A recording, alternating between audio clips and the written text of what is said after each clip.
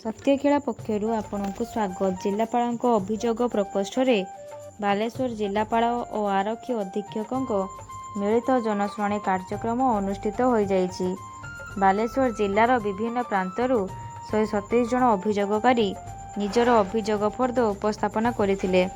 ସେଥିମଧ୍ୟରୁ 111 ଗୋଟି ବ୍ୟକ୍ତିଗତ ଏବଂ 10 ଗୋଟି ସାମୂହିକ ଅଭିଯୋଗ ସମ୍ପର୍କିତ ହୋଇଥିବା ବେଳେ 6 ଗୋଟି ମୁଖ୍ୟମନ୍ତ୍ରୀ ସହାୟତା ପାଣ୍ଠି ନିମନ୍ତେ ଆବେଦନ କରିଥିଲେ। ଏହି ମିଳିତ ଜନଶୁଣାଣି କାର୍ଯ୍ୟକ୍ରମରେ 21 ଗୋଟି ଅଭିଯୋଗର ତତ୍କାଳ ସମାଧାନ କରାଯାଇଥିଲା।